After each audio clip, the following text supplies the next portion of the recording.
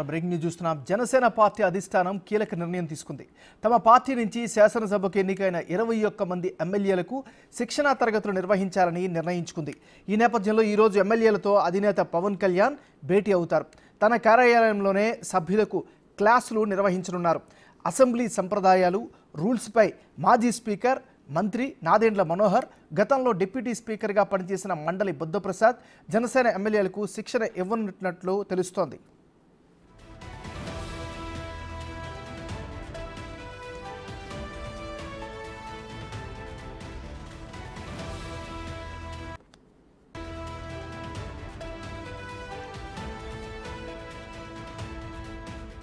సభలో తమకు కేటాయించిన సమయాన్ని ఎలా వినియోగించుకోవాలి, తక్కువ సమయం ఇచ్చినా ఎక్కువ సమస్యల గురించి అసెంబ్లీలో ఎలా చర్చించాలి అనే అంశాలపై శిక్షణ ఇస్తారు. నియోజకవర్గ సమస్యలలో ప్రాధాన్యతలపై మంత్రి నాదెండ్ల మనోహర్ కొత్త సభ్యులకు అవగాహన కల్పిస్తారు.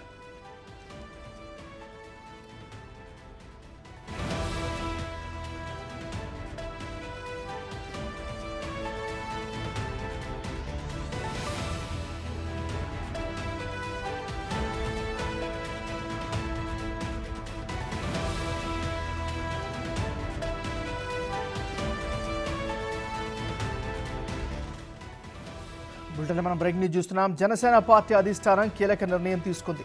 తమ పార్టీ నుంచి శాసనసభకు ఎన్నికైన 21 మంది ఎమ్మెల్యేలకు శిక్షణా తరగతులు నిర్వహించాలని నిర్ణయించుకుంది.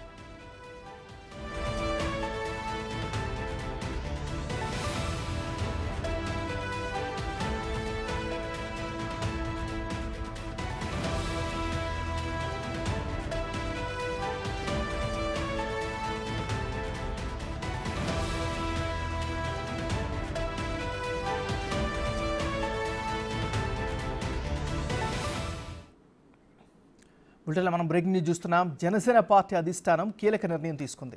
తమ పార్టీ నుంచి శాసనసభకు ఎన్నికైన 21 మంది ఎమ్మెల్యేలకు శిక్షణా తరగతులు నిర్వహించాలని నిర్ణయించింది. ఈ నేపథ్యంలో ఈరోజు ఎమ్మెల్యేలతో అధినేత పవన్ కళ్యాణ్ భేటీ అవుతున్నారు. తన కార్యాలయంలోనే సభ్యులకు క్లాసులు నిర్వహించనున్నారు. ఇక ఇదే అంశానికి సంబంధించి మరింత తాజా సమాచారాన్ని మా రిపోర్టర్ మల్లికార్జున్ అందిస్తారు.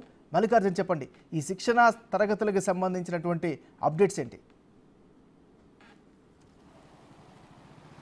మరి కాసేపట్లో కూడా విజయవాడలో ఉన్న deputy CM Pawan Kalyan camp కార్యాలయంలో కూడా జనసేన తరపు నుంచి గెలుపొందిన ఎమ్మెల్యేలందరికీ కూడా శిక్షణా తరగతులను ఇవ్వబోతా ఉన్నారు. ఎవరైతే స్పీకర్గా పనిచేశారో, అలాగే డిప్యూటీ స్పీకర్గా పనిచేశారో, స్పీకర్గా నాదెండ్ల మనోహర్ గతంలో పనిచేసిన అనుభవం ఉంది, అలాగే డిప్యూటీ స్పీకర్గా మండలి బుద్ధప్రసాద్ పనిచేసిన అనుభవం ఉంది. వీళ్ళిద్దరు ఆధ్వర్యంలో కూడా సభ్యులందరికీ, మిగతా ఎవరైతే ఉన్నారో దాదాపుగా 19 మంది సభ్యులు, అంటే మొత్తం 21 మంది అసెంబ్లీలో శాసనసభ్యులుగా జనసేన తరపు నుంచి గెలుపొందగా అందులో ఇద్దరు, అంటే స్పీకర్గా ఒకళ్ళు అలాగే డిప్యూటీ స్పీకర్గా ఒకళ్ళు పనిచేసిన అనుభవం ఉంది. కాబట్టి వాళ్ళిద్దరు మినహా మిగతా 19 మందికి కూడా ఇటు పూర్తిగా కూడా క్యాంప్ ఆఫీస్లో శిక్షణా తరగతులు ప్రారంభించబోతా ఉన్నారు. మరి కాసేపట్లో కూడా ఈ ఏదైతే క్యాంపు కార్యాలయం ఉందో ఈ క్యాంపు కార్యాలయానికి అందరూ కూడా, అంటే పవన్తో పాటు మిగిలిన 20 మంది శాసనసభ్యులు కూడా ఇక్కడికి రాబోతా ఉన్నారు. ఈ క్యాంపు కార్యాలయంలోనే శిక్షణా తరగతులు అనేవి ప్రారంభం కాబోతా ఉన్నాయి.